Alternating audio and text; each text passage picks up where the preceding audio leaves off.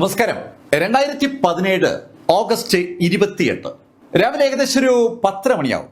ആ സമയത്ത് കണകാവ പോലീസ് സ്റ്റേഷനിലേക്ക് ഒരു പരാതിയുമായി രണ്ടാളുകൾ എത്തിയിരിക്കുകയാണ്.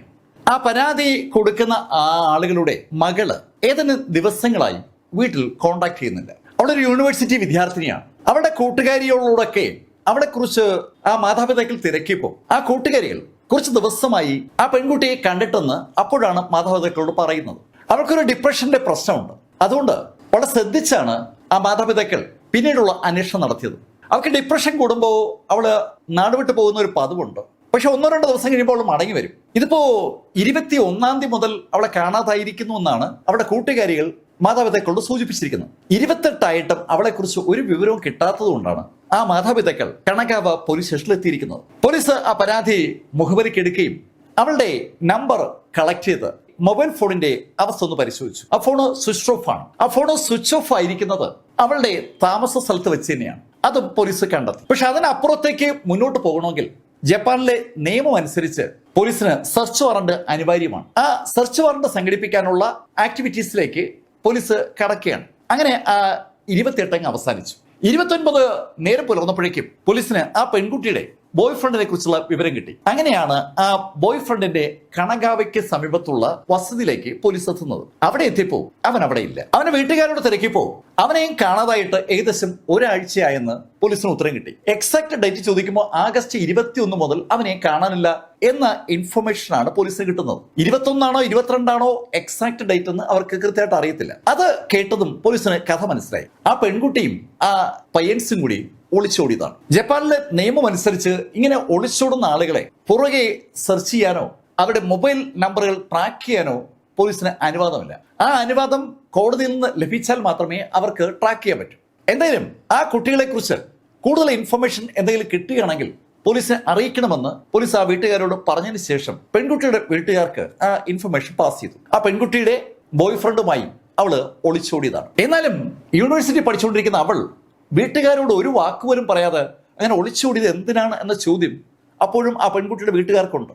ഈ സംഭവം അവിടെ അങ്ങനെ നടക്കുമ്പോൾ 2 കേസുകളും അങ്ങനെ നടക്കുമ്പോൾ ഇതേ സ്വഭാവത്തിൽ മറ്റൊരു സ്ഥലത്ത് ടോക്കിക്കുള്ളിൽ തന്നെ ഒരു സ്റ്റേഷനിൽ ഒരു കേസ് വന്നിരിക്കുകയാണ്. അതും ഒരു വിദ്യാർത്ഥിനിയാണ്. അവളെയും കാണാനില്ല എന്നാണ് പരാതി. അവളെ കാണാതായി ഏകദേശം ഒരാഴ്ച കഴിഞ്ഞിട്ടാണ് പോലീസിൽ പരാതി എത്തുന്നത്. ഇഷിഹാര എന്ന ആ പെൺകുട്ടിയുടെ മിസ്സിങ്ങിനെ കുറിച്ച് അറിഞ്ഞതും പോലീസ് അവളെ കുറിച്ച് തിരക്കി തുടങ്ങുമ്പോഴാണ് ഒരു കാര്യം ബോധ്യമാവുന്നത്. അവളുടെ വീട്ടിൽ നിന്ന് ഇറങ്ങിയതിന് ശേഷം നേരെ എത്തിയത് ഒരു റെയിൽവേ സ്റ്റേഷനിലാണ്. ആ റെയിൽവേ സ്റ്റേഷനിലെ വേസ്റ്റ് ബോക്സിൽ അവളുടെ മൊബൈൽ ഫോണ് സിം ഊരി അവള് ഇട്ടിരിക്കുകയാണ്. അതിനകത്ത് പരിശോധിച്ച പോലീസ് ആ വേസ്റ്റ് ബോക്സിനകത്തുനിന്ന് സിമ്മും അതുപോലെ ഫോണും കണ്ടെത്തിയെങ്കിലും സിം ഡാമേജ്ഡാണ്. സിം ഒടിച്ചിട്ടിരിക്കുകയാണ്. ആ പെൺകുട്ടി അവിടെ ആരും ഫോളോ ചെയ്യാതിരിക്കാൻ വേണ്ടിയാണ് അത് ചെയ്തതെന്ന് അത് കണ്ടപ്പോഴേ പോലീസ് മനസ്സിലായി. പക്ഷെ ഈ സ്റ്റേഷനും ആദ്യത്തെ സ്റ്റേഷനും 2 പ്രത്യേക സ്ഥലങ്ങളിലായതുകൊണ്ട് ഈ വിവരം അവരറിഞ്ഞിരുന്നില്ല. ഈ കേസിന്റെ അന്വേഷണം ഈ 2ാമത്തെ പോലീസ് സ്റ്റേഷൻ സ്റ്റാർട്ട് ചെയ്ത് ഏതാനും ദിവസം കഴിയുമ്പോൾ അവിടെ നിന്ന് ഏകദേശം ഒരു 10-25 കിലോമീറ്റർ മാറി മറ്റൊരു പോലീസ് സ്റ്റേഷൻ പരിധിയിൽ സമാന സ്വഭാവത്തിൽ വേറൊരു പെൺകുട്ടി കൂടി മിസ്സായി എന്നുള്ള പരാതി എത്തി. അതും ഒരു വിദ്യാർത്ഥിനിയാണ്. അവളും വീട്ടിൽ നിന്ന് തികച്ചും അപ്രതീക്ഷിതമായി മിസ്സാവുകയായിരുന്നു. അവളുടെയും മിസ്സിങ് വീട്ടുകാർ അറിയുന്നത് ഏതാനും ദിവസങ്ങൾ കഴിഞ്ഞിട്ടാണ്. ആ കേസിലും ഒരു പ്രത്യേകത നമുക്ക് കാണാൻ പറ്റും. അവൾക്കൊരു ഡിപ്രഷൻ ഉണ്ട്. 2ാമത്തെ കേസിലെ കുട്ടിക്കും ഡിപ്രഷൻ ഉണ്ടായിരുന്നു. പക്ഷേ 2 വ്യത്യസ്ത സ്റ്റേഷനുകളിലായതുകൊണ്ട് അത് നോട്ട് ചെയ്യപ്പെട്ടില്ല എന്ന് മാത്രം. 3ാമത്തെ കേസ് വന്നതും ഡിപ്രഷനുള്ള കുട്ടിയാണെങ്കിലും സ്റ്റേഷൻ 3ാമത്തത് വേറൊരു ഏരിയയിലായതുകൊണ്ട് ആദ്യത്തെ 2 സ്റ്റേഷനുകളുടെയും പരിധിയിൽ അത് പെട്ടില്ല. ഓഗസ്റ്റിന്റെ എൻഡിലാണ് ഈ പരാതികൾ തുടങ്ങുന്നത്. സെപ്റ്റംബർ അവസാനമായപ്പോൾ മിസ്സായ ആളുകളുടെ എണ്ണം 5 ഒക്ടോബർ 25 മിസ്സായ ആളുകളുടെ എണ്ണം 7 ആ 7 പേരിൽ 6 പേർ സ്ത്രീകളും 1 പുരുഷനുമാണ്. ഇതിനിടയിലാണ് 1-2 പരാതികൾ കൂടി പോലീസിന്റെ ശ്രദ്ധയിൽപ്പെടുന്നത്. അപ്പോഴേക്കും പരാതി 8 അപ്പോ ഒക്ടോബർ 28 ഡേറ്റ്. ഒക്ടോബർ 28 ഒരു സ്റ്റേഷനിൽ പരാതി ലഭിച്ചത് ടമോറ എന്ന പെൺകുട്ടിയെ കാണാനില്ല എന്ന് പറഞ്ഞിട്ടാണ്. ശരിക്കും ആഗസ്റ്റ് 28 ആദ്യ പരാതി ലഭിച്ചത് മുതൽ ഒക്ടോബർ 28 9ാമത്തെ പരാതി ലഭിക്കുന്നതിനിടയിൽ വിവിധ സ്റ്റേഷനുകളിൽ സമാന സ്വഭാവത്തിൽ പരാതികൾ കിട്ടിയ കാര്യം അതാത് സ്റ്റേഷനുകളിലെ ഉദ്യോഗസ്ഥന്മാർക്ക് മാത്രമേ അറിയൂ. മുകൾ തട്ടിലേക്ക് ആ കേസുകളൊന്നും റിപ്പോർട്ട് ചെയ്യപ്പെട്ടിരുന്നില്ല എന്നാണ് സത്യം. ഒരേ സ്റ്റേഷനിൽ 1-ലധികം കേസുകൾ വന്നിട്ടേയില്ല. മിസ്സിംഗ് കേസുകൾ സാധാരണ പല സ്റ്റേഷനിലും ഉണ്ടാവുമല്ലോ. മിസ്സായ കുട്ടികളൊക്കെ ഒളിച്ചോടിയതാണെന്നുള്ള ഒരു ശൈലിയിലാണ് പോലീസ് ഈ വിഷയങ്ങളൊക്കെ കണ്ടത്. എല്ലാവരും വിദ്യാർത്ഥിനികളാണ്. പക്ഷെ 28-ന് ആ പരാതി കൊടുത്ത ആ ചെറുപ്പക്കാരൻ അവളുടെ സഹോദരിയെ കാണാനില്ല എന്ന പരാതി പോലീസ് അന്വേഷിക്കുമോ ഇല്ലയോ എന്നതിനെ കുറിച്ച് കൂടുതൽ ആലോചിക്കാൻ നിൽക്കാതെ അവൻ ഒരു കാര്യം ചെയ്തു. അവന്റെ സഹോദരിയുടെ ട്വിറ്റർ അക്കൗണ്ടിലേക്ക് അവൻ എങ്ങനെയോ നുഴഞ്ഞു കയറി. അവന്റെ സഹോദരി ഉപയോഗിക്കാൻ സാധ്യതയുള്ള പാസ്വേഡുകളൊക്കെ ഒന്ന് ഊഹിച്ചെടുത്ത് അവനും അവന്റെ സുഹൃത്തും ചേർത്ത് നടത്തിയ ഒരു ഓപ്പറേഷനിലാണ് അവസാനം അവർക്ക് ആ ട്വിറ്റർ ബ്രേക്ക് ചെയ്യാൻ പറ്റിയത്. ഇപ്പോഴത്തെ എക്സിന്റെ നേതൃത്വ ഫോമാണല്ലോ ട്വിറ്റർ അക്കൗണ്ടിലേക്ക് കടന്ന ആ ചെറുപ്പക്കാരൻ അവന്റെ സഹോദരി ചമൂറ ആ ട്വിറ്ററിൽ അനവധി ആളുകളുമായി ബന്ധപ്പെട്ട് പലതരത്തിലുള്ള കമന്റുകളും നടത്തിയിട്ടുള്ളതും പല ആളുകളെയും ഫോളോ ചെയ്യുന്നതും അവളെ ഫോളോ ചെയ്യുന്നതുമായ ഒരു പാറ്റേൺ കണ്ടു. ടമീറുടെ സഹോദരൻ അക്യൂറയുടെ കയ്യിൽ കിട്ടിയത് അവൾ ഫോളോ ചെയ്യുന്ന ഒരു ട്വിറ്റർ അക്കൗണ്ടാണ്. ഹാങ് പ്രോ എന്ന ട്വിറ്റർ ഐ ഡിയാണ് അവസാനമായി അവന്റെ സഹോദരിയുമായി കണക്ട് ചെയ്തിരിക്കുന്നത്. അല്ലെങ്കിൽ സഹോദരി അവസാനം ട്വിറ്ററിലൂടെ ചാറ്റ് ചെയ്തിരിക്കുന്നത് ഹാങ് പ്രോയോടാണ്. ഹാങ് പ്രോ ആരാണ്? എന്താണ് അവന്റെ സഹോദരിയുമായി ഹാങ് പ്രോയ്ക്കുള്ള ബന്ധം? അവന്റെ സഹോദരിക്ക് ഒരു കുഴപ്പമുണ്ട്. അത് ഒരു ഡിപ്രഷനാണ്. അവരുടെ അമ്മ മരിച്ചപ്പോഴാണ് അവർക്ക് യഥാർത്ഥത്തിൽ ഡിപ്രഷൻ ഉണ്ടായത്. ആ ഡിപ്രഷനിൽ നിന്ന് അവൾ മറികടക്കാൻ സമയമെടുക്കുന്നത് കണ്ടതുകൊണ്ട് അവളെ ഒരു കെയർ ഹോമിലേക്ക് ആ സഹോദരൻ മാറ്റിയിരിക്കുകയാണ്. ആ കെയർ ഹോമിൽ ഉള്ള അവളെ നിരന്തരമായി സഹോദരൻ ഫോളോ ചെയ്യുന്നുണ്ടായിരുന്നു. അതിനിടയിലാണ് അവള് തികച്ചും അപ്രതീക്ഷിതമായി മിസ്സായത്. എങ്ങനെയാണ് സഹോദരി മിസ്സായെന്ന് അറിയാനായി അവൻ പല അന്വേഷണങ്ങളും നടത്തിയിട്ടും പറ്റാതെ വന്നപ്പോഴാണ് യഥാർത്ഥത്തിൽ പോലീസിൽ വിവരം അറിയിച്ചത്. പോലീസ് ഉടൻ അന്വേഷിച്ച് ആ മിസ്സിങ്ങുമായി ബന്ധപ്പെട്ട വിവരങ്ങൾ കണ്ടെത്തുമെന്ന് അവൻ കരുതിയെങ്കിലും പോലീസിന്റെ ഭാഗത്തുനിന്ന് ഒരു തരത്തിലുള്ള ഇൻവോൾവ്മെന്റും ഉണ്ടാകുന്നില്ലെന്ന് കണ്ടതും അവൻ കൂടുതൽ ആ ട്വിറ്ററുമായി ബന്ധപ്പെട്ട് ഉള്ളിലേക്ക് കടന്നപ്പോൾ അവനൊരു അസ്വാഭാവികത ഫീൽ ചെയ്തു. ഹാങ് പ്രോയുടെ ട്വീറ്റുകളും ഹാങ് പ്രോയുടെ സഹോദരിയുമായിട്ടുള്ള ഇടപെടലുകളും എന്തോ ഒരു അസ്വസ്ഥത ഉണ്ടാക്കുന്നുണ്ട്. ഹാങ് പ്രോ അവളോട് പറഞ്ഞിരിക്കുന്ന ഒരു വാചകം അതാണ് അവനെ ശരിക്കും കുഴക്കിയത്. നീ വീട്ടിൽ നിന്ന് ഇറങ്ങുമ്പോൾ ഫോണ് സ്വിച്ച് ഓഫ് ചെയ്യണം, എന്നിട്ട് സിം കാർഡ് ഒടിച്ചു കളയണം, അതിനുശേഷമാണ് ഇങ്ങോട്ട് വരാൻ. വളരെ വ്യക്തമായ ഒരു നിർദ്ദേശം കൊടുത്തിരിക്കുന്ന ഹാങ് പ്രോ സിം കാർഡ് നശിപ്പിക്കാനും ഫോണ് ഉപേക്ഷിക്കാനും ഒക്കെ പറഞ്ഞിരിക്കുന്നത് കണ്ടപ്പോൾ അതിനകത്ത് എന്തോ ഒരു കുഴപ്പം സ്വാഭാവികമായിട്ടും അക്യൂറോയ്ക്ക് തോന്നി. അക്യൂറോ ആ കാര്യം അവന്റെ ഫ്രണ്ടിന്റെ അടുത്ത് സൂചിപ്പിച്ചു. അവന്റെ ഗേൾ ഫ്രണ്ട് അക്യൂറോ പറയുന്ന കാര്യങ്ങളൊക്കെ ശ്രദ്ധിച്ച് കേൾക്കുകയാണ്. അവർക്കും എന്തോ ഒരു സ്പെല്ലിംഗ് മിസ്റ്റേക്ക് ഫീൽ ചെയ്യാണ്. അക്യൂറുടെ സഹോദരിയെ അവർക്കും അറിയാം. വലിയ കുഴപ്പക്കാരിയൊന്നും അല്ലാത്ത ഒരു നോർമൽ പെൺകുട്ടിയായിരുന്നു അക്യൂറുടെ സഹോദരി. അമ്മ മരിച്ചപ്പോൾ അവർക്കൊരു ഡിപ്രഷൻ അനുഭവപ്പെട്ടു എന്നുള്ളത് സത്യവുമാണ്. അതല്ലാതെ പറയത്തക്ക കുഴപ്പങ്ങളൊന്നുമില്ല. അധികം ബോയ്സുമായിട്ട് ബന്ധങ്ങളും ആ പെൺകുട്ടിക്കില്ല. കറങ്ങി നടക്കുന്ന സ്വഭാവമുള്ള ആളുമല്ല. എന്നിട്ടും അവൾക്ക് വളരെ ലൈവായ ഒരു ട്വിറ്റർ അക്കൗണ്ട് ഉണ്ട്. ആ ട്വിറ്റർ അക്കൗണ്ടിൽ അവൾക്ക് ഹാങ് പ്രോ എന്ന പേരിൽ ഒരു നല്ല സുഹൃത്തുമുണ്ട്. ഹാങ് പ്രോയും ആ പെൺകുട്ടി എന്നുള്ള ട്വീറ്റുകൾ വളരെ വ്യക്തമായിട്ട് തന്നെ അവർ വായിച്ചെടുത്തിട്ടുണ്ട്. അവളുടെ ഡിപ്രഷന് പരിഹാരമാണ് ഹാങ് പ്രോ പറഞ്ഞു കൊടുക്കുന്നത്. എന്തൊക്കെ ചെയ്താൽ ആ ഡിപ്രഷൻ മാറുമെന്നുള്ള വ്യക്തമായ നിർദ്ദേശങ്ങൾ ഹാങ് പ്രോ കൊടുത്തിരിക്കുന്ന കണ്ടതും അവൻ യഥാർത്ഥത്തിൽ ആ ഡിപ്രഷനിൽ നിന്ന് ആ പെൺകുട്ടിയെ രക്ഷിക്കാൻ ശ്രമിക്കുകയാണോ അതോ ആ ഡിപ്രഷനെ കുറിച്ച് അവളെ കൂടുതൽ ഓർമ്മിപ്പിക്കുകയാണോ എന്നൊരു സംശയം അക്യൂറയ്ക്കും അവന്റെ ഫ്രണ്ടിനും തോന്നി. അങ്ങനെ തോന്നിയതും അവര് ഒരു കാര്യം തീരുമാനിച്ചു. ആ തീരുമാനത്തിന്റെ അടിസ്ഥാനത്തിൽ ഒരു ട്വിറ്റർ അക്കൗണ്ട് വഴി ആ ഫ്രണ്ട് ആ ഹാങ് പ്രോയെ പതുക്കെ ഫോളോ ചെയ്ത് തുടങ്ങി. ഹാങ് പ്രോയുടെ കമന്റുകൾക്കും പോസ്റ്റുകൾക്കും അവൾ കമന്റ് ചെയ്ത് തുടങ്ങി. പതുക്കെ അവളും ഹാങ് പ്രോയും തമ്മിൽ ഒരു റിലേഷൻഷിപ്പ് ബിൽഡ് ചെയ്തു. ആ റിലേഷൻഷിപ്പ് ബിൽഡ് ചെയ്യാൻ ഹാങ് പ്രോ കാണിക്കുന്ന ഉത്സാഹം സ്വാഭാവികമായിട്ടും അക്യൂറയും ആ ഗേൾ ഫ്രണ്ട് ശ്രദ്ധിക്കുന്നുണ്ട്. സാധാരണ രീതിയിൽ പെൺകുട്ടികൾ ഒരു ചൂണ്ട ഇട്ടാൽ ഈ കാത്തിരിക്കുന്ന പയ്യൻസ് കൊത്തുമല്ലോ. അങ്ങനെ കൊത്തുന്ന പയ്യന്മാർ പെട്ടെന്ന് ആ പെൺകുട്ടിയെ വളച്ചെടുക്കാൻ ഒരു ശ്രമം നടത്തും.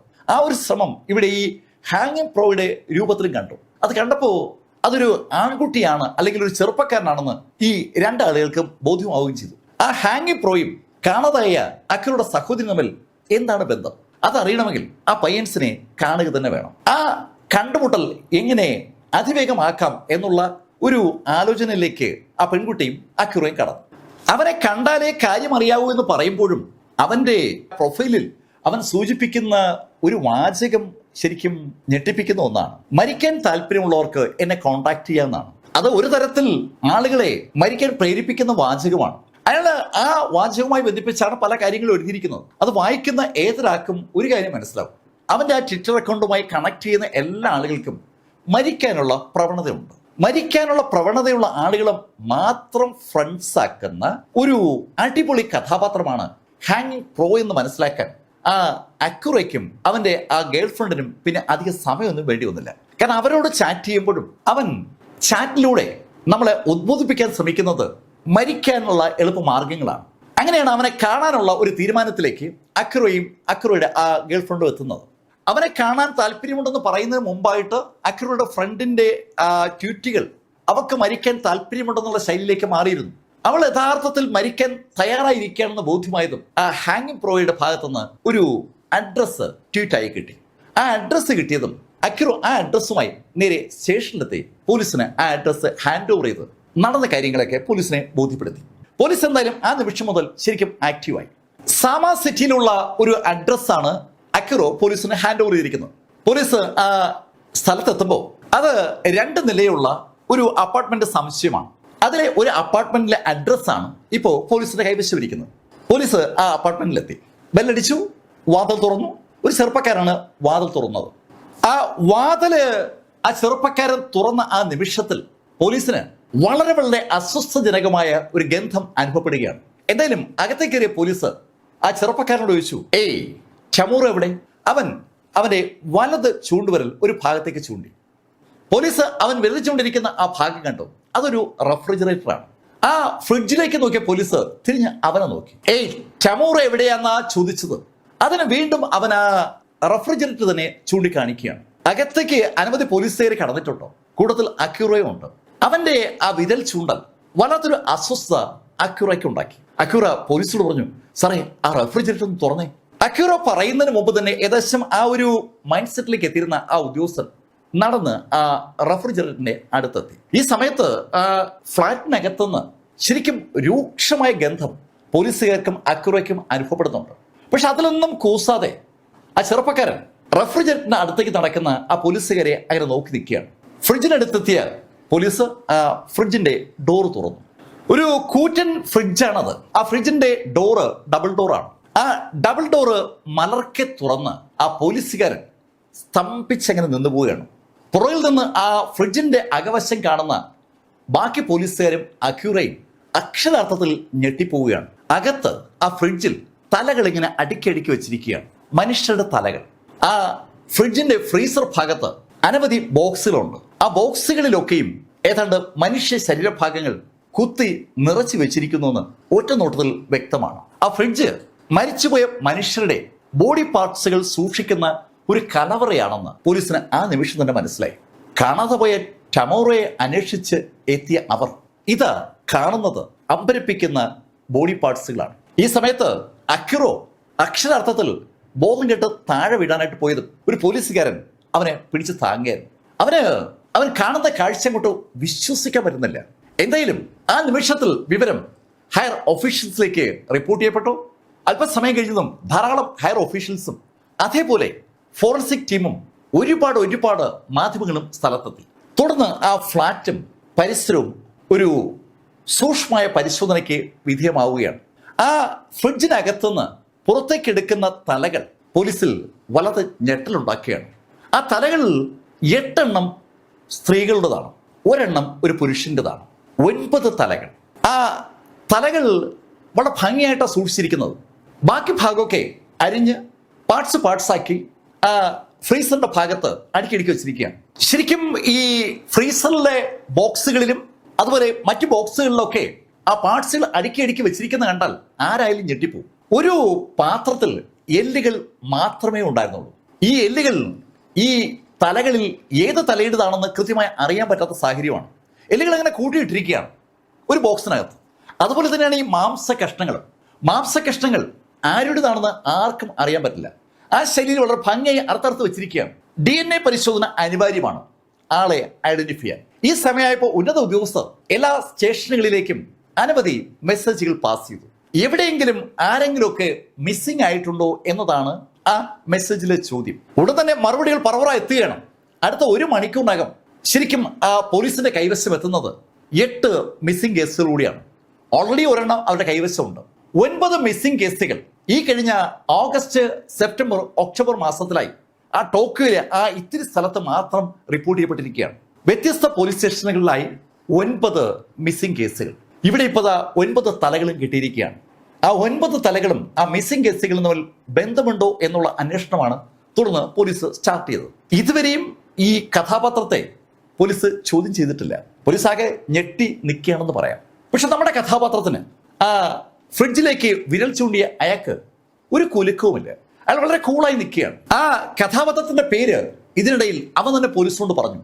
അവന്റെ പേര് ടകഹിറോ ഷിറോഷി എന്നാണ്. ഷിറോഷിക്ക് ആ ഫ്രിഡ്ജിനകത്തിരിക്കുന്ന ഓരോ ആളിനെ കുറിച്ചും പറയാൻ ഓരോ കഥകളുണ്ട്. അതവൻ പറയാൻ ഇങ്ങനെ വെമ്പൽ കൊണ്ട് നിൽക്കുന്നത് സ്വാഭാവികമായിട്ടും പോലീസിന് ശ്രദ്ധയപ്പെട്ടു.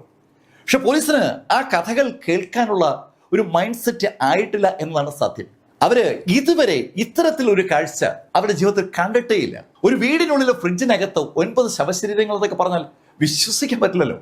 എന്തായാലും വാർത്ത അതിവേഗം സ്പ്രെഡായതും ജപ്പാനിലെ എല്ലാ മാധ്യമങ്ങളും, ഓൺലൈൻ മാധ്യമങ്ങളും ചാനലുകളും ഒക്കെ ഈ വാർത്ത റിലീസ് ചെയ്യാണ്. ടോക്കിയോയിലെ സമാ സിറ്റിയിലെ ഒരു വീട്ടിലെ ഫ്രിഡ്ജിനകത്തുനിന്ന് 9 മനുഷ്യരുടെ ഡെഡ് ബോഡി കിട്ടിയിരിക്കുന്നു എന്ന വാർത്തയ്ക്ക് വല്ലാത്തൊരു വാർത്താ പ്രാധാന്യം ഉണ്ടല്ലോ.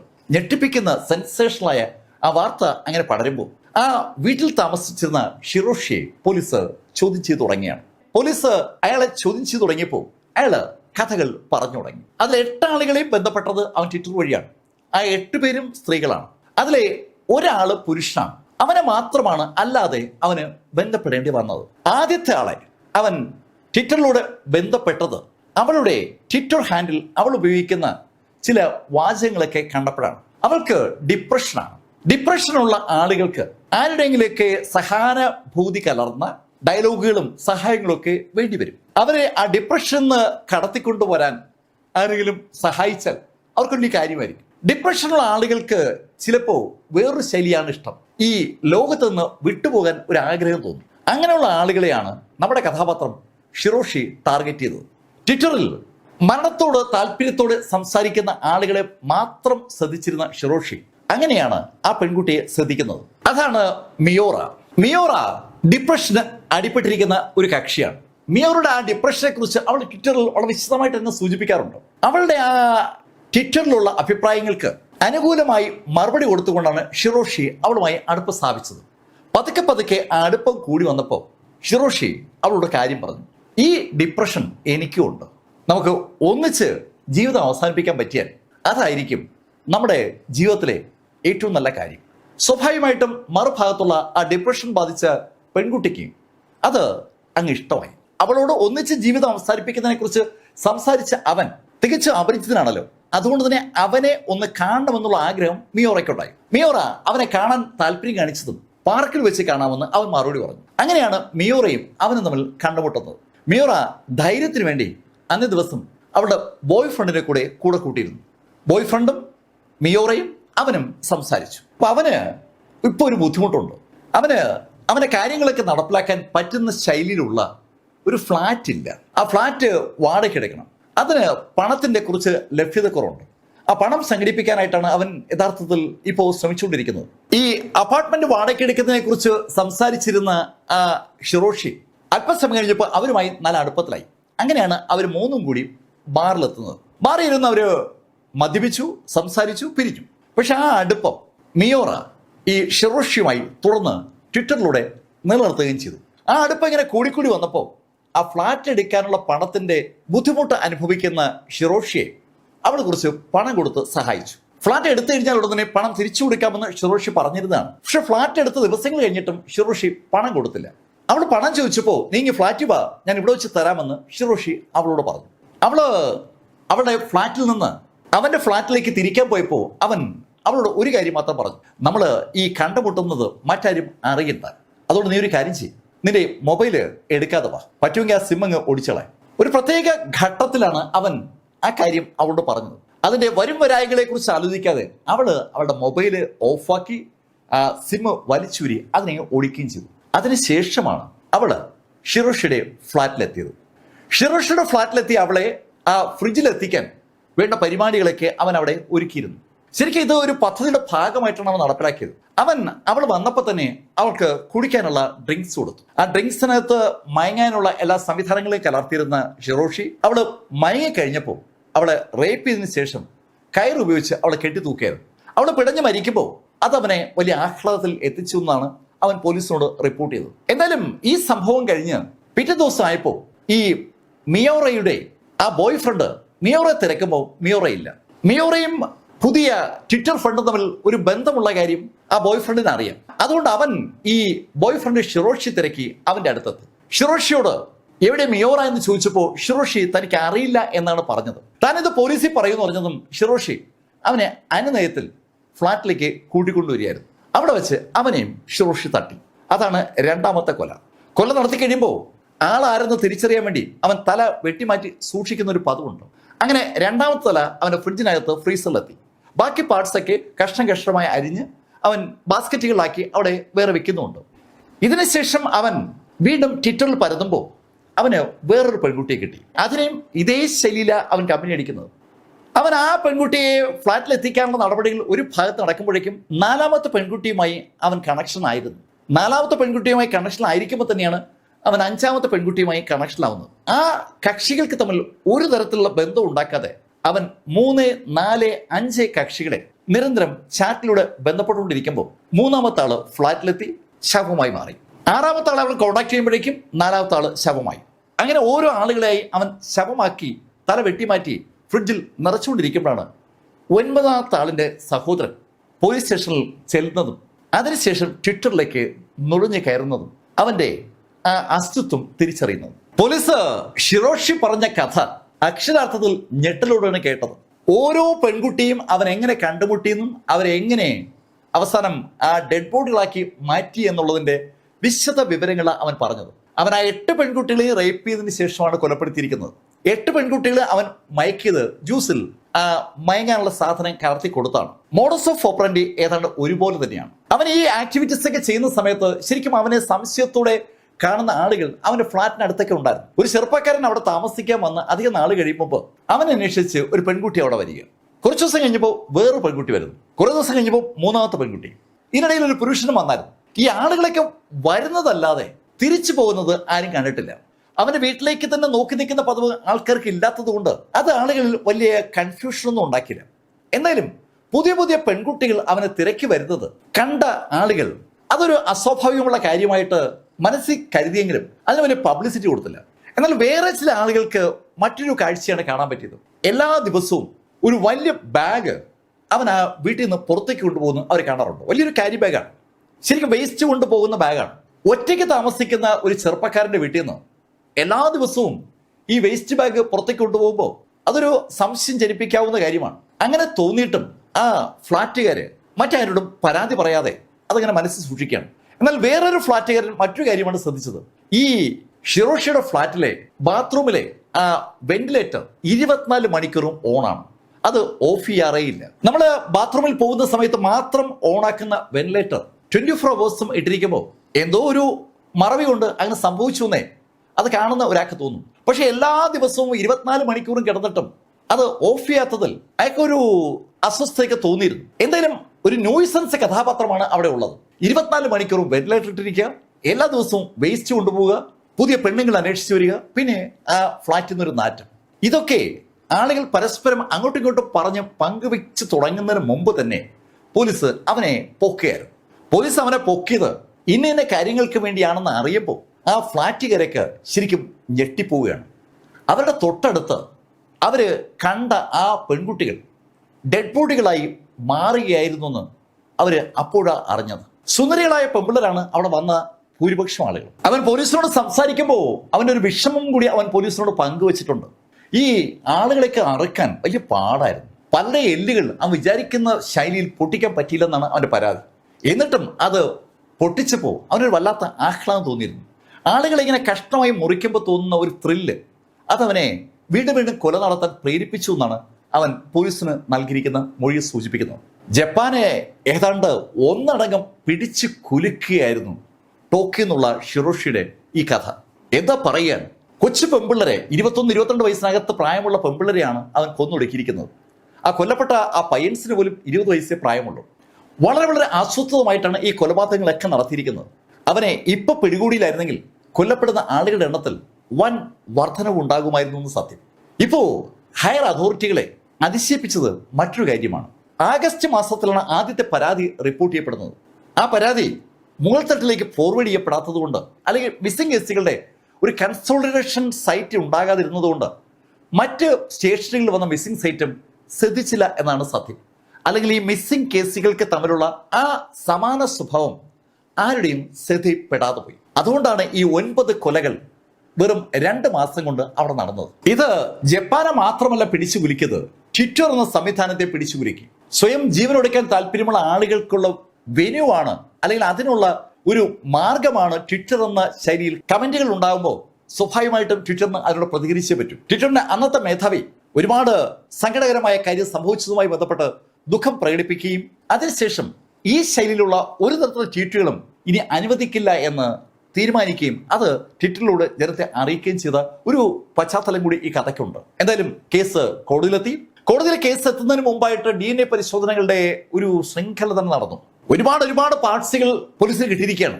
മാംസ കഷ്ണങ്ങൾ തന്നെ 240 എണ്ണമാണ്. അത് ആരുടെ എന്ന് അറിയാൻ കഴിയാത്ത ശൈലിയിലാണല്ലോ കിടക്കുന്നത്. അതുകൊണ്ട് തന്നെ എല്ലാ മാംസ കഷ്ണങ്ങളും, എല്ലാ എല്ലിൻ കഷ്ണങ്ങളും, എല്ലാ തലയോട്ടികളും DNA പരിശോധനയ്ക്ക് വിധേയമായപ്പോഴാണ് ആ 9 ആളുകളുടേതാണ് അവയെന്ന് ബോധ്യമാവുന്നത്. ആ 9 ആളുകളുടെയും തിരിച്ചറിഞ്ഞതിന് ശേഷം അതിനെ ഈ സംസ്കരിക്കുന്ന പ്രക്രിയയ്ക്ക് വിട്ടുകൊടുക്കണമല്ലോ. അത് ശരിക്കും വല്ലാത്തൊരു സങ്കടം ഉണർത്തുന്ന രംഗമായിരുന്നു. എന്നിട്ട് സംസ്കരിക്കാൻ പാർട്സൊക്കെ അരിഞ്ഞരിഞ്ഞ് വെച്ചിരിക്കല്ലേ. ഏതായാലും തല ഇൻടാക്റ്റ് ആയിട്ടുണ്ട്. തലയും ആ അറുത്ത് മാറ്റിയ പാർട്സിലൊക്കെ ചേർത്ത് പെട്ടിക്കകത്തേക്ക് വെച്ച് അത് അടയ്ക്കാൻ കൊണ്ടുപോകുന്ന വാർത്തകളും മറ്റുമൊക്കെ വലിയ ശല്യം ഉണ്ടാക്കിയ കേസാണ്. സാധാരണ ഈ കഴുകന്മാർക്ക് സ്വന്തം ബോഡി വിട്ടുകൊടുക്കുന്ന ആളുകളുള്ള ഒരു സമൂഹമാണ് ജപ്പാനിൽ. അങ്ങനെ പോലും ചെയ്യാൻ കഴിയുന്ന ഒരു അവസ്ഥയിലല്ല ഈ ബോഡികളൊക്കെ ഉള്ളത്. കോടതിയിൽ കേസ് വിചാരണയ്ക്ക് വന്നു. പ്രോസിക്യൂഷന് ശരിക്കും അവനെതിരെ ഒരുപാട് കാര്യങ്ങൾ പറയാനുണ്ട്. ഡിഫൻസിന് ഒന്നുമില്ല എന്നാണ് സത്യം. പ്രോസിക്യൂഷൻ അവന്റെ ബാക്ക് ഹിസ്റ്ററി കോടതിയിൽ അവതരിപ്പിച്ചു. അവൻ സ്കൂളിൽ പഠിക്കാൻ ലേശം പിന്നോക്കം നിന്ന ഒരു കഥാപാത്രമാണെങ്കിലും ടീച്ചേഴ്സിന് അവന് വലിയ കാര്യമാണ്. അതിന്റെ കാരണം അവൻ ഹോംവർക്കുകൾ കൃത്യമായി ചെയ്യുന്നതാണ്. അവന്റെ ഹോംവർക്കൊക്കെ ചെയ്യാനുള്ള ആ താല്പര്യം കണ്ടപ്പോൾ അവൻ്റെ ഒരു പങ്ക്ച്വാലിറ്റി ഉണ്ടെന്ന് മനസ്സിലാക്കിയ ടീച്ചേഴ്സാണ് അവനെ ഈ സ്പോർട്സിലേക്ക് തിരിച്ചുവിടുന്നത്. ബേസ്ബോളും അത്ലറ്റിക്സും ഒക്കെ അവന് അങ്ങ് വഴങ്ങിയപ്പോൾ അവൻ പെട്ടെന്ന് അതിലേക്ക് അഗ്രഗണ്യനായി. അത് അവന്റെ അഹങ്കാരം ലേശം വർദ്ധിപ്പിച്ചു എന്ന് പറയാം. പക്ഷെ അതിനിടയിൽ അവൻ പതുക്കെ വിദ്യാഭ്യാസ പ്രക്രിയകൾ കംപ്ലീറ്റ് ചെയ്തു. ഡിഗ്രി കംപ്ലീറ്റ് ആയി. ആ സമയത്താണ് അവന്റെ അച്ഛനും അമ്മയും രണ്ടാകുന്നത്. അമ്മ മകളുമായി ടോക്കിയോയിലേക്കും അച്ഛൻ അവനുമായി ഈ സമോ സിറ്റിയിലും താമസമാക്കി. സമോ സിറ്റിയിൽ അവൻ താമസിക്കുന്ന സമയത്ത് അവൻ ചില ജോലികളൊക്കെ ചെയ്തു തുടങ്ങിയിരുന്നു. ആ ജോലികൾ അങ്ങനെ ചെയ്തുകൊണ്ട് വരുന്നതിനിടയിൽ അവൻ ഒരു ദിവസം അച്ഛനോടൊപ്പം മാറിയിരുന്ന് മദ്യപിക്കുമ്പോൾ അച്ഛനോട് പറഞ്ഞു, അച്ഛാ, എനിക്ക് ജീവിക്കാൻ ഒരു താല്പര്യം തോന്നുന്നില്ല. ശരിക്കും മരിക്കാനുള്ള ഒരു താല്പര്യത്തെ അവൻ മുന്നിൽ നിർത്തിക്കൊണ്ട് സംസാരിച്ചപ്പോൾ അച്ഛൻ അവനെ നിരുത്സാഹപ്പെടുത്തുകയായിരുന്നു. അതൊക്കെ കഴിഞ്ഞിട്ട് അവൻ പുതിയ ജോലിക്ക് ചേരുന്നത്. അതൊരു റെസ്ട്രീറ്റ് ആണ്. അവിടെ ധാരാളം സെക്സ് പാർലറുകൾ ഉണ്ട്. ആ പാർലറുകളിൽ കസ്റ്റമേഴ്സ് എത്തുമ്പോൾ അവരെ എന്റർടൈൻ ചെയ്യിക്കാനായി ധാരാളം സ്ത്രീകൾ വേണം. ആളുകളെ എന്റർടൈൻ ചെയ്യിക്കാൻ കപ്പാസിറ്റി ഉള്ള സ്ത്രീകളെ റിക്രൂട്ട് ചെയ്യുന്ന ജോലിയാണ് ഈ ഷിറോഷിക്ക് ഉണ്ടാകുന്നത്. ഷിറോഷി പെൺകുട്ടികളെയും യുവതികളെയൊക്കെ പരിചയപ്പെട്ട് അവരെ ഇവിടെ കൊണ്ടുവരണം. അവരെ ഈ സെക്സ് പാർലറിന്റെ നടത്തിപ്പിനെ കുറിച്ചും അതിൽ നിന്ന് ലഭിക്കുന്ന വരുമാനത്തെക്കുറിച്ചും പറഞ്ഞ് ബോധ്യപ്പെടുത്തി അവിടെ എത്തിച്ച് അവരെ അവിടുത്തെ കക്ഷികളാക്കാനാണ് അവനെ ആ പാർലറുകാർ നിയോഗിച്ചത്. അവൻ പെമ്പിളരെ കൊണ്ടുവരികയും ചെയ്തു. പക്ഷെ കൊണ്ടുവന്ന പെമ്പിള്ളർക്കാണെങ്കിലും യുവതികൾക്കാണെങ്കിലും ഒരു കുഴപ്പമുണ്ട്. അതെല്ലാം ഏതാണ്ട് ഡിപ്രഷൻ ഉള്ളവരാണ്. ഡിപ്രഷൻ ഉള്ള പിള്ളേരെ ആളുകളെ എന്റർടൈൻ ചെയ്യിക്കാൻ വേണ്ടി നിർത്തിയാൽ ഒരു കാര്യവും നടക്കില്ലല്ലോ. അവൻ കൊണ്ടുവരുന്ന ആ സ്ത്രീകൾ ശരിക്കും ഈ പാർലറുകാർക്ക് ഉപയോഗിക്കാൻ പറ്റാത്ത ആളുകളായി മാറിയപ്പോൾ തികച്ച അപ്രതീക്ഷിത മറ്റൊരു കാര്യം കൂടി സംഭവിച്ചു. അവൻ ഈ പാർലറുകാരെ മാത്രമല്ല പറ്റിച്ചത്, ഈ വരുന്ന ആളുകളെയും പറ്റിച്ചു. ഡിപ്രഷനുള്ള സ്ത്രീകളെ പറഞ്ഞു പറ്റിച്ചാണ് യഥാർത്ഥത്തിൽ ആ സെക്സ് പാർലറിൽ എത്തിച്ചിരുന്നത്. അങ്ങനെ അവിടെ എത്തിക്കപ്പെട്ട ഒരു സ്ത്രീ പോലീസിൽ പരാതി കൊടുത്തപ്പോൾ പോലീസ് അവനങ്ങ് പോക്കി. അവൻ വേറെ ചില കാര്യങ്ങളൊക്കെ പറഞ്ഞിട്ട് ആ സ്ത്രീ അവിടെ എത്തിച്ചതാണ്. ഡിപ്രഷൻ അനുഭവപ്പെടുന്ന സ്ത്രീയെ കണ്ടെത്തി അവരുടെ ഡിപ്രഷൻ മാറ്റാൻ പറ്റിയ ഒരു പരിപാടിയാണെന്ന് പറഞ്ഞ് കൊണ്ടുവന്നതാണ്. അവരെത്തിയത് സെക്സ് പാർലർ ആണെന്നുള്ള കാര്യം അവിടെ എത്തിയപ്പോഴാണ് അവർ മനസ്സിലാക്കുന്നത്. എന്തായാലും അവരുടെ പരാതി പോലീസ് മുഖവിലക്കെടുക്കുകയും അവര് ആ പാർലർ റെയ്ഡ് നടത്തി പാർലർ പൂട്ടിക്കുകയും ചെയ്തു. അതോടൊപ്പം അവനെ കേസിൽ കുടുക്കി കോടതിയിൽ എത്തിച്ചപ്പോൾ കോടതി അവന് 14 മാസത്തെ തടവ് ശിക്ഷ വിധിച്ചെങ്കിലും ആ തടവ് ശിക്ഷ അവർ സസ്പെൻഡ് ചെയ്ത് നിർത്തി. ഇനി ഒരിക്കൽ കൂടി അവനെതിരെ ഒരു കേസ് വന്നാൽ മാത്രമേ ആ തടവ് ശിക്ഷ അവൻ അനുഭവിക്കേണ്ടി വരും. ഒരു നല്ല നടപ്പ് കാലഘട്ടം എന്ന് പറയാം. അങ്ങനെ നല്ല നടപ്പിൽ നിൽക്കുമ്പോഴത്തേക്ക് അവന് ജോലിയില്ല എന്നതാണ് സത്യം. ജോലിയും ഇല്ല, പണവും ഇല്ലാതായപ്പോൾ അവന്റെ ശ്രദ്ധ മുഴുവൻ ട്വിറ്ററിലേക്ക് കടന്നു. ട്വിറ്ററിൽ മാത്രമല്ല മറ്റ് സോഷ്യൽ മാധ്യമങ്ങളിലൊക്കെ അവന്റെ ശ്രദ്ധ കിടക്കുകയാണ്. അവൻ അതിനകത്ത് ഇങ്ങനെ അലഞ്ഞു തിരിഞ്ഞു എന്ന് പറയാം. അങ്ങനെ അലഞ്ഞു തിരിയുമ്പോഴാണ് അവൻ ഈ വിഷാദ രോഗമുള്ള കൂടുതൽ ആളുകൾ ഈ സമൂഹത്തിൽ ഉണ്ടെന്നുള്ള കാര്യം അറിയുന്നത്. അത് മനസ്സിലാക്കിയതും അവൻ എന്തോ ഒരു കാര്യം മനസ്സിൽ പ്ലാൻ ചെയ്തിട്ട് അവന്റെ പിതാവിനോട് പറഞ്ഞു, അച്ഛാ എനിക്ക് കുറച്ച് നാൾ ഒറ്റയ്ക്ക് നിൽക്കണം, അതിനൊരു ഫ്ലാറ്റ് വേണം, അച്ഛൻ അതൊന്ന് എടുത്തു തരണം. അവൻ ശരിക്കും നിർബന്ധിച്ചതുകൊണ്ട് അവസാനം അവന്റെ പിതാവ് അവനൊരു ഫ്ലാറ്റ് എടുത്തു കൊടുക്കുകയായിരുന്നു. ആ ഫ്ലാറ്റ് എടുക്കുന്ന പ്രക്രിയ ഒരു ഭാഗത്ത് നടക്കുമ്പോൾ തന്നെ അവൻ യഥാർത്ഥത്തിൽ ട്വിറ്ററിലൂടെ പുതിയ ആളുകളെ കണ്ടെത്താൻ ശ്രമിക്കുന്നുണ്ടായിരുന്നു. അവനൊരു ട്വിറ്റർ അക്കൗണ്ടൊക്കെ തുടങ്ങിയിട്ട് ആളുകളെ ആ ട്വിറ്ററിലേക്ക് കൊണ്ടുവരാൻ ശ്രമിച്ചെങ്കിലും ആരും അടുത്തില്ല. അങ്ങനെയാണ് അവൻ ഹാഷ്ടാഗ് ഉപയോഗിച്ചൊക്കെ ട്വിറ്ററിൽ പല കാര്യങ്ങളും ട്വീറ്റ് ചെയ്യുന്നത്. ഡിപ്രഷൻ ഉള്ള ആളുകൾക്ക് ആശ്വാസം എന്നൊക്കെ പറഞ്ഞിട്ടാണ് അവന്റെ ട്വീറ്റ്. അങ്ങനെ പല ട്വീറ്റുകളൊക്കെ നടത്തിയിട്ടും ആരും ഒന്നും അടുത്തില്ലെങ്കിലും പതുക്കെ പതുക്കെ അവന് ക്ലയൻസിനെ കിട്ടി തുടങ്ങി. അങ്ങനെ കിട്ടിത്തുടങ്ങിയ ആദ്യത്തെ കക്ഷിയാണ് നമ്മൾ ആദ്യം സൂചിപ്പിച്ച മിയോറ. ബാക്കിയുള്ള കഥ പ്രോസിക്യൂഷൻ കോടതിയിൽ ഒന്നൊന്നായി സൂചിപ്പിച്ചു. പ്രോസിക്യൂഷൻ അവന്റെ കുറ്റങ്ങളൊക്കെ അവതരിപ്പിച്ചപ്പോൾ ഡിഫൻസ് ഒരു വിചിത്ര വാദവുമായി എത്തി. കാര്യങ്ങളൊക്കെ ശരിയാണ്, പക്ഷേ അവൻ മാനസിക രോഗിയാണ്. മാനസിക രോഗി അല്ലാത്ത ഒരാളും ഇങ്ങനെയുള്ള കാര്യങ്ങളൊന്നും ചെയ്യില്ലല്ലോ എന്നുള്ളത് സ്വാഭാവികമായും ഡിഫൻസിന്റെ വാദമാണ്. അവന് തലയ്ക്ക് നല്ല സുഖമില്ല, അതുകൊണ്ട് അവനെ ഈ കേസിൽ പെടുത്തരുത്. അവനെ മാനസിക രോഗികളെ ശുശ്രൂഷിക്കുന്ന ചികിത്സിക്കുന്ന ആശുപത്രിയിലേക്ക് അയക്കുകയാണ് വേണ്ടത്. പക്ഷെ പ്രോസിക്യൂഷൻ ഒരുപാട് ഡോക്ടേഴ്സിനെ രംഗത്തിറക്കി അവരെ കൊണ്ട് പരിശോധിപ്പിച്ച് റിപ്പോർട്ടുകളും അവിടെ അവതരിപ്പിച്ചു. ആ റിപ്പോർട്ടുകൾ അസന്നിഗ്ധമായി ആ കാര്യം വ്യക്തമാക്കുകയാണ്. അവന് കുഴപ്പമൊന്നുമില്ല. ഡോക്ടേഴ്സിന്റെ ആ റിപ്പോർട്ടിന്റെ അടിസ്ഥാനത്തിൽ കോടതി അവസാനം വിധി പ്രഖ്യാപിച്ചു.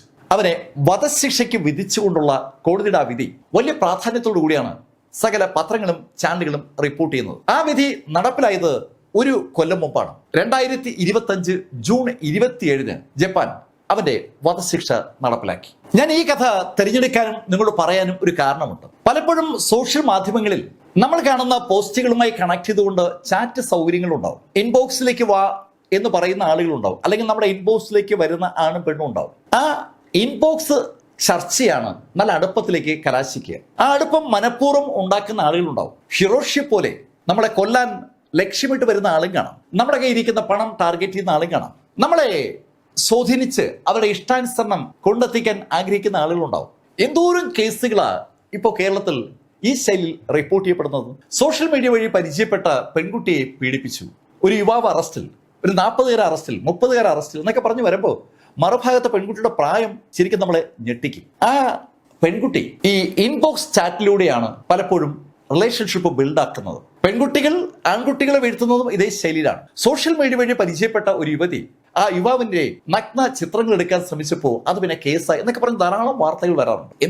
എന്തെല്ലാം സംവിധാനങ്ങൾ. ഒരു ശ്രദ്ധ അത് അനിവാര്യമാണ്. നമ്മളൊരു പോസ്റ്റ് ഇടുമ്പോൾ നല്ല രസമായിട്ട് കമന്റ് ചെയ്യുമ്പോൾ ആ കമന്റിന്റെ പിന്നിൽ ചിലപ്പോൾ ഒരു വാലൂടെ കാണാം.